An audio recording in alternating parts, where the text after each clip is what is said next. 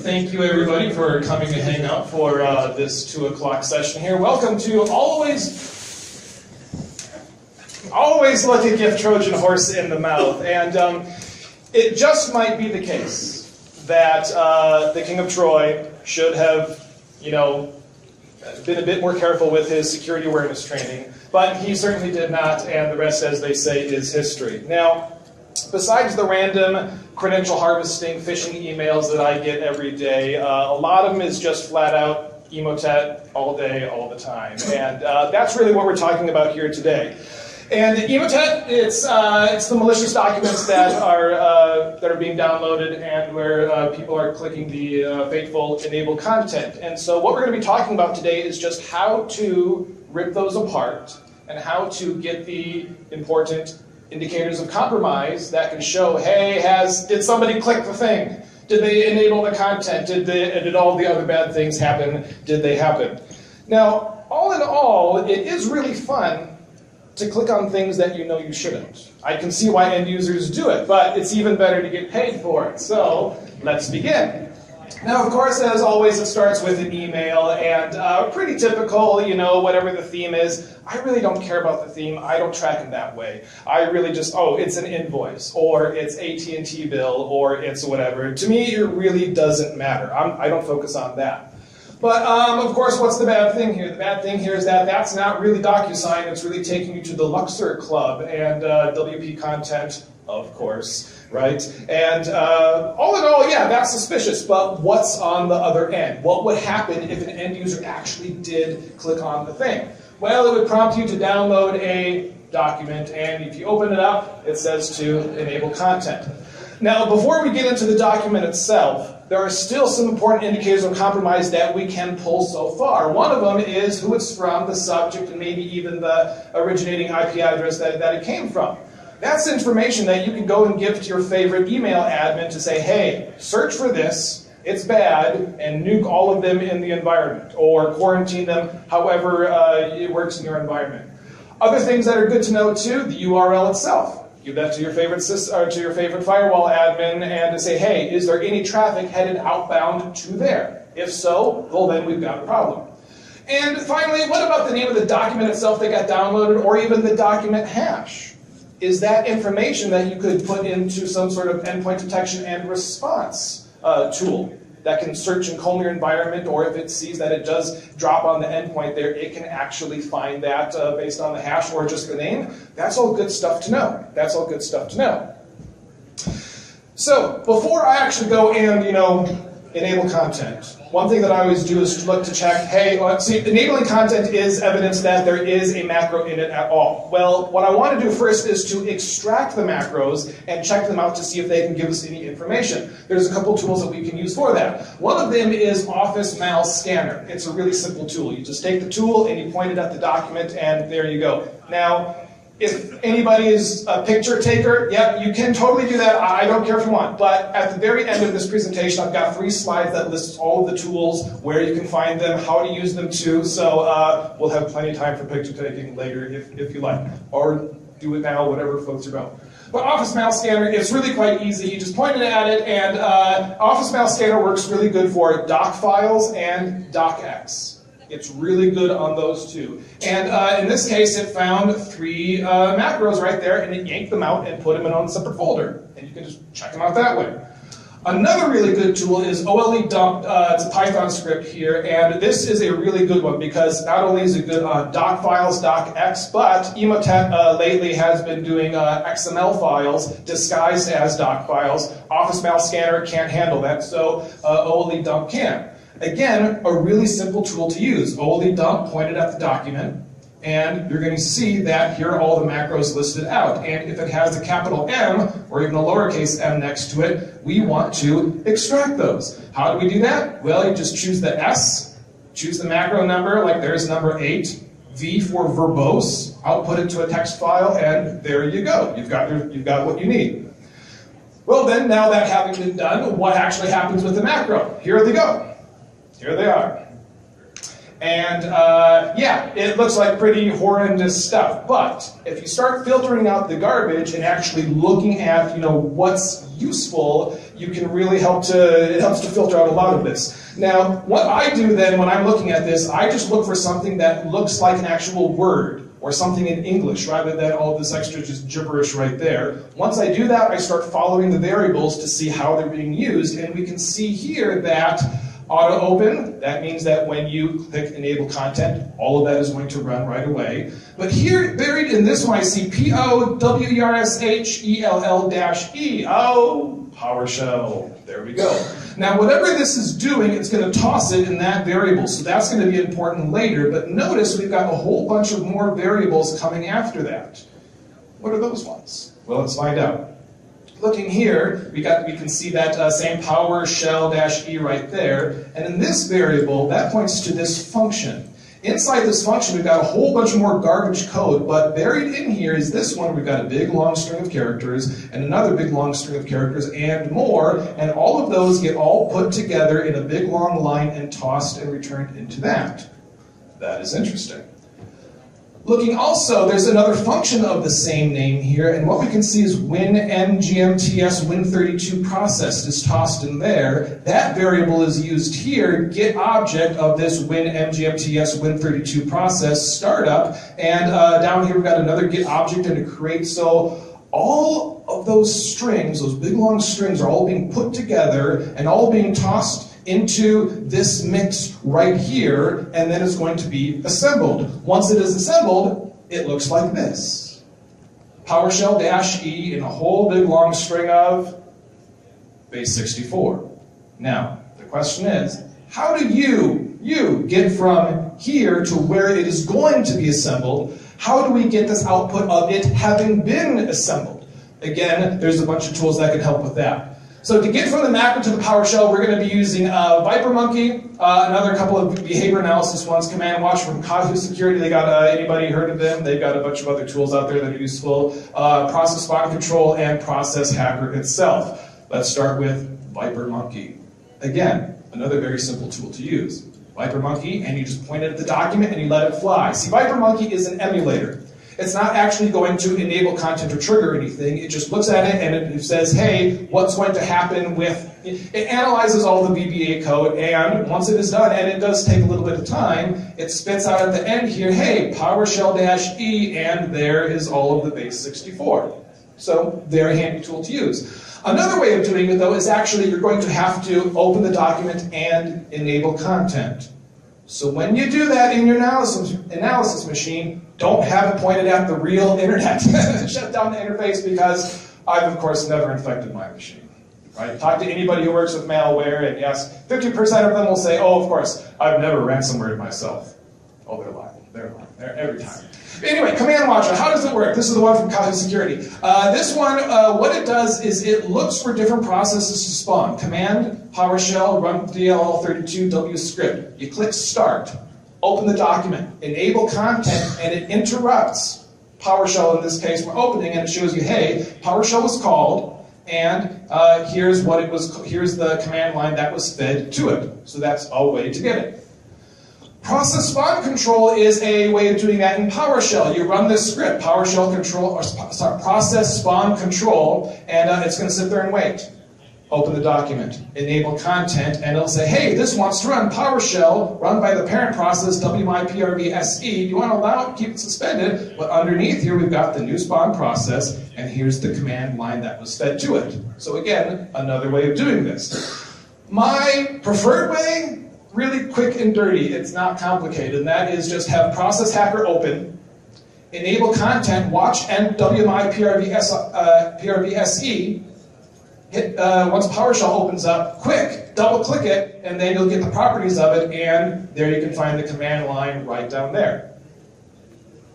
Yeah, quick and dirty, but guess what? Gets you what you want. So, however we got here, now what? We've got a whole bunch of base 64 encoded information. What do we obviously want to do? We want to unbase 64 it, if that's the right way to put it. What I like to do is CyberChef. CyberChef, anybody here Fans of it? Yeah, all right. Well, this is perfect application for what we're going to be doing today. CypherChef is great because you feed information into the top, and then you pull in all of these different operations or recipes, maybe ingredients, because it's CypherChef. I guess I haven't really thought about it. Anyway, you take them and you drag them over here, and one of them is from base 64. So here's the input. You from base 64, it's going to undo it, and then we're going to get the output here. So let me kind of, here's the output from having it been on base 64, and we see a whole lot of English words. That's fine, still very tough to read. So then the next thing that we want to do is to use another recipe called remove null bytes. That's going to be all of these extra periods and things in there. And once we do that, it'll transform the data to this. Looks better, but now we have a bunch of these apostrophe plus or sky commas for some of you. But we have a whole bunch of those all over the place, and so let's get rid of those. Well, there's the find replace, and let's get rid of that and replace it with nothing. Once we're done with that, then here's how to transform the data. Slightly better, but if we look at it carefully, we can see that we've got a whole big long in red here. We've got a whole bunch of data.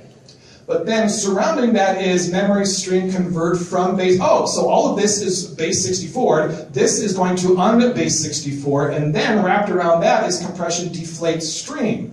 Well, there are CypherChef recipes to do that. So we need to copy out the base 64. We put it back in the top, and then we use these two recipes from base 64 and then raw inflate, and we get, ta-da, this. What do we see? We see 1, 2, 3, 4, 5 URLs, and we see a whole bunch of other PowerShell commands down here. Let's clean this up a little bit, and we can see that, yeah, makes a net web client, and here in this variable, we've got the 5 URLs. They're split on the @ symbol. We've got another interesting one right here. 872 is tossed into that variable. This one is pointing to your user profile /872 is tossed right there, .exe. And then for each of the items in this in that variable right there, it's going to try to download the file to that location, rename it 872.exe, and then invoke it. So we've got our 5 URLs. That is now 5 indicators of compromise that would be important to hunt for.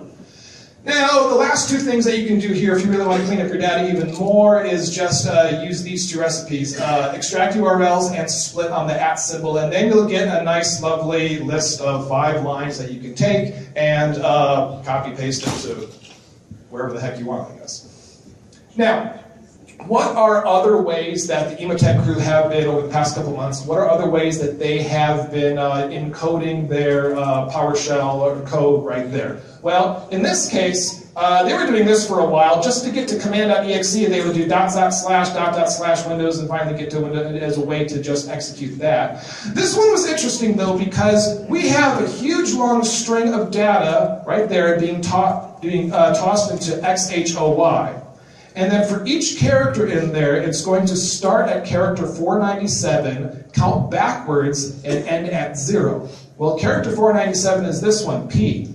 Go reverse, OWERSAO. So what this is doing is just reversing all of that, tossing it into that variable, and then once it's done, calling it.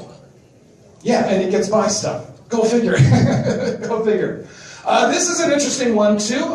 There's been variations on this for a while now, too. Again, we see the // command.exe. We've got a big, huge, long string of characters right here, and then for each of these characters in this big, array? I don't know the right words. Array might be the right thing. There's dictionary, I don't know which one. But anyway, for each one of those, 71. Character number 71, save it, 56. Character 56, character 30, character 27. Everything you need to know is right there, but this is rearranging it all in the correct order, tossing it in this variable, and then piping it into command so that it will execute. Now, to go through and undo all of that, I'm not going to do that by hand, but what you can do is open up, this is PowerShell, right? Open up PowerShell, copy and paste from set all the way down to right before the pipe. So copy from the set down right before the pipe, because all of that has to be unscrambled before it gets to the command. Well, if you can copy and paste that, toss it in a PowerShell command prompt, PowerShell will do all the work for you and then spit out Well, the decoded commands, and then you'll get your 5 URLs that way. Again, don't copy and paste in the pipe to the command. That will be bad. It will actually do the things it's trying to do.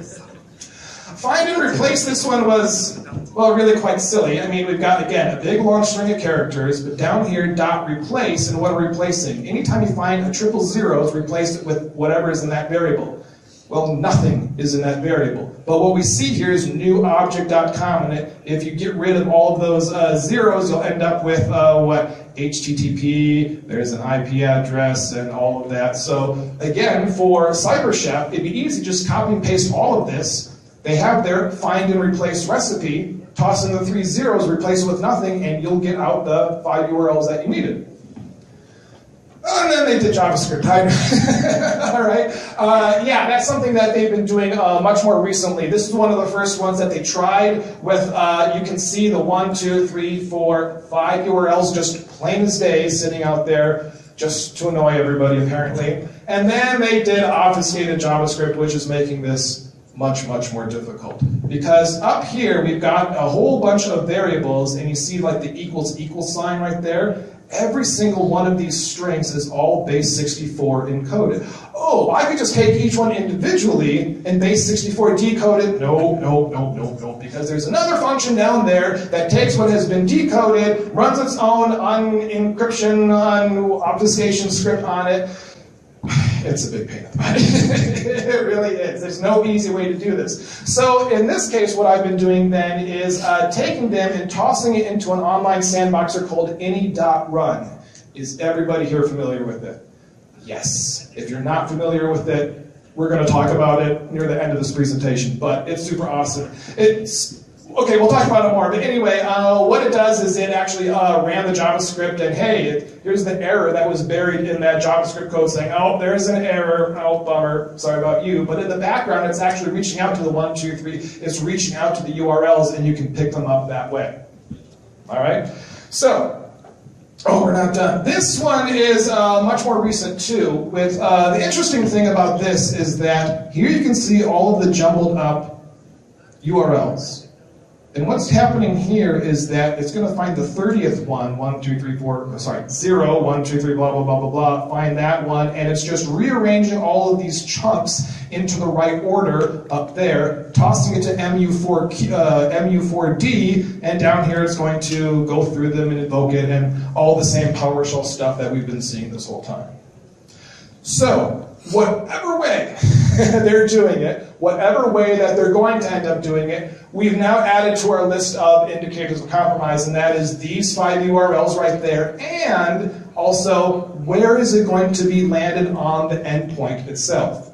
That might change. That's why it's important to be able to do this manually so that you can see, hey, where is it going to be? If something is infected, I might be able to find it at that location. Well then, at this point, we've pretty much done all we can with the document. We've got the URLs, we know where it's going to land. Now, here comes the fun part. Go to one of these websites and try to download the executable. Don't download and run it, but just save it. Save it off to the side. Again, not that I've made that mistake. But anyway, what can then we do with that executable? We want to know how it runs. We want to know what it's going to do. Well, there's some tools that can give us an idea of what's going to happen. One of them is called PE Studio. And you just take the executable, toss it in there, and it runs just a bunch of different checks on them. They're really quite simple. Like one of them is, it'll give you the MD5 hash or the SHA-1, 2, 256, I don't know, whichever one it is. And it'll give you that information. That's good to know. But another thing it does is it combs through the executable and it looks at the import address table to try to figure out, hey, what is this piece of software, what's this malware going to borrow from the operating system in order to function? Because not all the code is baked into the malware. It's going to borrow something. And if we look at that address table, we can get an idea of what it might do. Well, in this case, here are all the different Windowsy things that it's going to be pulling in, like remove directory. Interesting. Switch to fiber. Get current thread ID. Get process ID. Okay. Create process. None of this is really that eye-opening. I mean, we could totally go to MSDN and search every single one and get an idea, but it's really not that obvious, which means that, oh, it's emotet. It's probably packed, which means it has some sort of wrapper that's going to run to make it tougher to analyze. Where if we compare what is being imported here with another one, look at this one. Let's see, what do we have here? Oh, registry open key, registry closed key, registry set value. Okay, so we know for sure that this one is likely to do something to... Do you have a question? No, I'm stretching. All right. I thought you may have had a double question because you're raising both hands, but all right. All right, all right. Anyway, exit process, I/O, import, input-output control socket. Okay, so this one certainly sounds a lot more like it's going to be, I mean, it's a bit more obvious what it's going to be doing. Well, the thing about this one is that this one is from a worm from 2004 called Doom Juice. And, it's a worm. So it makes sense then that it's going to be doing some socket, some socket ones, and it's going to be messing with your registry and all that. Again, we didn't see that with the emotet one. Oh well, sometimes you're not always lucky, but we did get a couple more bits of information right here. MD5, the SHA-256, that's stuff to know. So that was our initial analysis here. Now, it's time to click the thing. Double click the thing, excuse me. Now, the fun is to be had, but the thing about malware is that malware can hide, but it must run. And when it runs, it's going to do stuff. And if we can watch that stuff, if we can pay attention to it, if we can see what it's writing and what it's doing, watch all the threads and the processes that it's opening, that's all information that is good for us to know and how it behaves. And so there's a bunch of different tools that we're going to be using for that. One is Redshot. Redshot is nice. It's a simple tool. All you have to do is just, before you run the malware, all you do is you take a shot, and it takes a shot of your registry, complete shot of it. Then you run your malware, wait till it's done doing its thing, and then you take a second shot of your registry, and it does a diff on them. What's changed? So, I mean, if it does change anything, it really does stand all that concern. You'll get a bunch of output, but you'll see what has changed. That's good. Wireshark, everybody's favorite. Should be self-explanatory, I hope. Network traffic, for those of you who are going to pay attention to network traffic and see what it's doing. Process monitor. This one is a beast. You just turn it on, and it will actually have good notes here, don't I? What does process monitor do? Yes, monitors all changes to the system. So anything that has been written also covers registry, any new processes, new threads. It creates a ton of output. In fact, one of them here, it was just running for like maybe 10 seconds, and it created 50,000 different events all in here. And then process hacker, it's your task manager on steroids, basically. It's really nice. It's a lot that we can do. So let's look at process hacker here. Once we start it, we can see that 872.exe, it makes a copy of itself. Okay, that's interesting. After it does that, then it creates a new one, spawns off a new process called eapmetagen.exe, and then it kills itself. See how 872 is gone? That's interesting. So the parent process disappears, the child process is still there as its own process, so it makes it tougher to find who that parent is afterwards. Interesting. Well then, what can we do with this just sitting here running? Well, if we double click on it, we can see the different properties here, and one of them is where it is running from. So 872.exe, we know where that one was going to land because that's what the PowerShell script did. And then we can also see, hey, once it does run, where is the child process likely to be? And it would be that location right there. That's really good if you're looking for infected systems. Now, another thing that you can do at this point is, as this is running, there's another tab here called memory. If we click on that, we can start looking through all of the different strings that it has in memory, and what do we see? IP address, IP address, IP address. Could be C2 information, more on that in a little bit, but this is just, all the information is just right there. Process monitor, again, watches your system and just gives you a ton of output. And in this case, I have it filtered on PowerShell, and it created, 20,000 events after just, about 10 seconds of being on. And the thing about Process Monitor is that it is completely atrocious to comb through and try to find anything. I mean, it is really bad. So there are lovely tools that we can use to show all of this graphically. One of them being proc.doct. Anyone familiar with this? Yeah. Okay, so what you can do is you can take the output from process monitor, save it as a CSV, import it into proc.dot, and you get this lovely graph of it starting and doing all the things that it did in a lovely graphical view. So let me zoom in here a little bit, and we can see 872 creating its own child process of itself, and then this one ends up creating EAP metagen right there, which is living at this address, and then this one has threads, and it starts, oh, it looks like it's changing some things to the registry. So all this information after clicking, and again, when you click on it, don't point it to the internet, but all this information is all just, right there as we're watching this behaviorally. Of course, we can watch Wireshark and just turn it on, let it fly, and you'll see that after a little bit, after very regular intervals, it's going to try to reach out to different IPs. Definitely, it's command and control, its C2 IP address that it's going to go to. If you get that list, send it to your favorite firewall or Splunk person, hey, if you see any traffic out to these IPs, we're going to have a bad day. Okay, sorry, so there. Now, that has given us a whole bunch more information. One is that on the endpoint, we can see where EAP metagen is going to end up being. We can see that EAP metagen.exe, it also shares the same MD5 and hash, well, because it was a copy of, the original. And we've got a whole bunch of command and control information that we have now gathered from this. Finally, okay, not finally, I'm not done yet, but debugging. Has anyone ever tossed anything into a disassembler and looked at base 64 and wanted to gouge your eyes out? I can see the pain in your face right there. Yeah. What would the value of this be?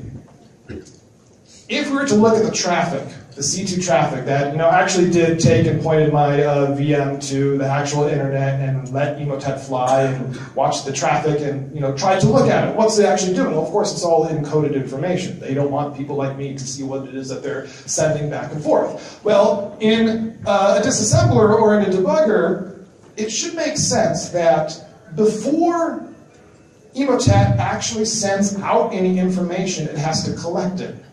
Before it actually encodes it, encrypts it somehow, it has to have it all gathered together. It should be possible then to intercept that point and actually look and see what it has put together that it's about to send off. That would give us a lot of information. Well, that's the sort of thing that can be done if you're good at assembly and just walking through all this. It was really kind of interesting just to walk through it. Very frustrating too. But I did not do this because that goes beyond the scope of this presentation, which is code for it's really hard. So yeah, but that information is all in there, and there's been a lot of different write-ups about that. The most recent one I saw is this guy right here, Persianov.net. He did his own part 2. His part 1 was all about the analyzing the document and the macro and stuff, but that right there was him actually walking through and his adventure in debugging this and going through and seeing how it all works, when it spawns, and all of that. So fascinating reading if you can't fall asleep. Now, at this point, we have now crawled from the mouth of the Trojan horse all the way through, and we've emerged out the other end here. And it might be the case that at this point you still may have no idea what you're doing, and that's fine. There's help. There's help. Online analysis. This is just an easy way for have someone else to do all the work. And of course, there's everybody's favorite, VirusTotal. Really useful just giving it thumbs up, thumbs down, depending upon if it's really well known or not. And that's about all I can really say about VirusTotal. That's all it's good for. All right. Another sandbox online. I like this one a lot. Hybrid analysis. It gives just choose on it, and it gives a really good graphical output. A whole lot of information about what it's doing. The different ports and IPs that it ran out to, where it's actually going, what are all the different functions that it imported before it ran, the different mutants that it created. It just gives you a whole bunch of information, and this one was my favorite until Andy Run. Oh my goodness. Any run is amazing. Every time there's a free version and the pay for it, and the free version is amazing. Anytime you toss it something, it spins up a brand new VM, and it watches, and it's just beautiful. It is so beautiful. So here's the VM right here, and down here we've got WinWord. You can totally see that. I know you can. But down here we've got WinWord, and it's calling PowerShell 872, and all the processes afterwards. And down here we've got all. Let me just zoom in here. If we were to click on any one of these, it would pop up and we can see PowerShell. Very bad. Why? Well, because it's got all this base 64. That's the same base 64 that we saw. We could copy and paste that and analyze it and do whatever we wanted. All of it right there. And then we go to the next process. There's 872 running, which calls EAP target right there. And what does it do? We can see that it ends up messing with the Microsoft Windows current version run registry key. Oh, that's the persistence mechanism right there. That's cool. It's all, that information is all right there. And then afterwards, this one ran long enough where Emotet actually called back on its C2 channel and then downloaded what came after Emotet, which in this case was TrickBot. Now what was TrickBot doing? TrickBot, it ran a bunch of commands that were caught. Stop WinDefend, stop Windows Defender. Delete WinDefend, well that's cool. Set preference, disable real-time monitoring true, and all of that. So all of this information was just brought to the surface just by this wonderful, wonderful sandbox here. We can also see, here's the request to access press.rdsarkar.com, another WordPress site, go figure. And here's all of the C2 traffic. All of this information is brought up, but there is a danger to relying only on these online sandboxes. Right there. That's 1 out of the 5 URLs. If I was only relying on this, I'd say, oh, there's the one that's bad, but no, there are still 4 more. You have to be able to do this by hand. You have to be able to do this manually so that you're able to catch everything, every indicator of compromise possible. So, fair warning. Be careful about that. I got a question. Yeah. Don't some of them detect, like, I'm on VM, I'm going to act differently? Yes. Yes, they can. Yes. The question was, isn't some malware trying to be aware that it is running from inside a sandbox? And yeah, they totally can. I think there's...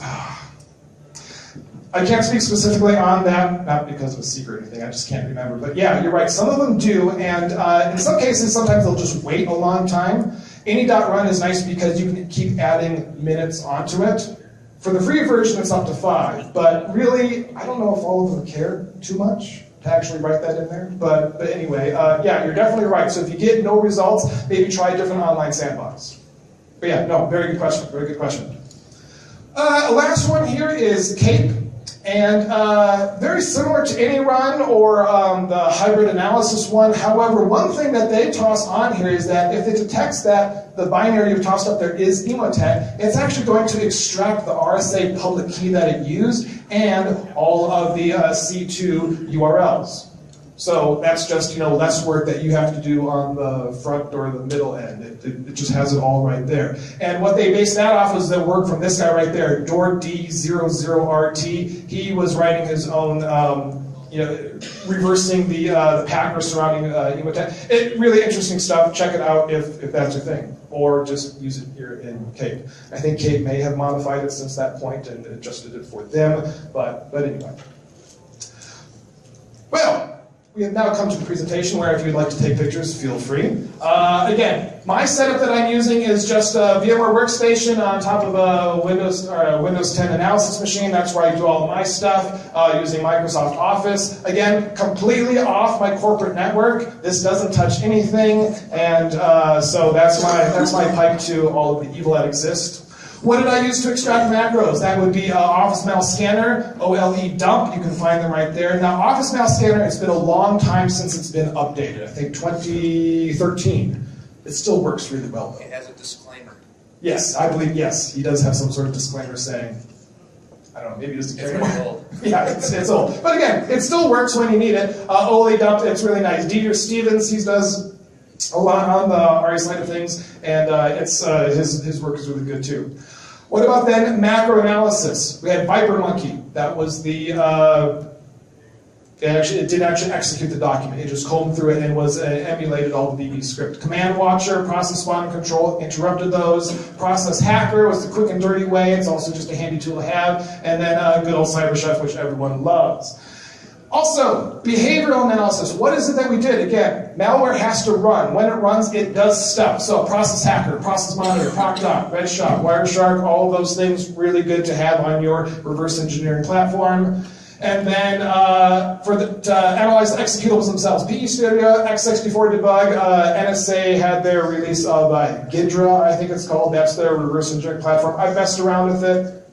Yeah, it's a thing. It works. I think it's gonna get better. And then finally, online analysis. That's where all of those are used. Now, there's a whole lot of people out there who do work specifically on Emotet and releasing this information that they've analyzed. One of them is the CryptoLemus1 account on Twitter. That's run by 4 people: Unix Ronin, Jay Rusin, PS66UK, and DevNull. You know, I was in my head saying DevNull Noop, but no, it's DevNull No-op.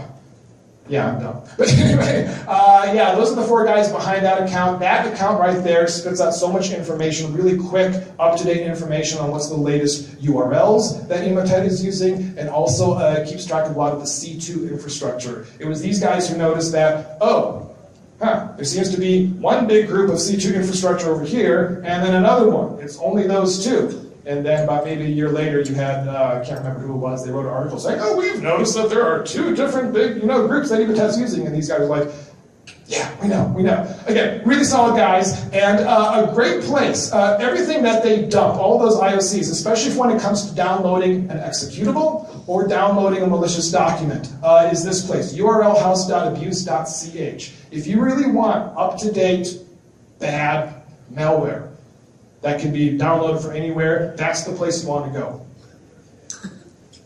But you do, it's fun. It truly is. All right, let's get up to date. Who am I? I'm just this guy. I'm a senior cybersecurity engineer from American Transmission Company. I'm also a SANS mentor, and I've taught classes here in Milwaukee and the Chicago area. And are there any questions? I've never done that. Totally. Never done that. Yes, sir, in the back. How badly have you messed up your own network? My own network? Now, you mean my own corporate network, or? Your own network. I have, yeah, I've ransomwared myself. I just let something fly. I'm like, oh, that's interesting, and I was typing away, and then, all right, and then Wireshark was running, all of a sudden, tons of traffic. I'm like, oh, this is interesting, right? Yeah, ransomwared myself, and that's why you work on a VM, sir. That's why you work on a VM. Anything else? Otherwise? Thank you. Thank you very much for spending some time with me. I hope you enjoyed the session.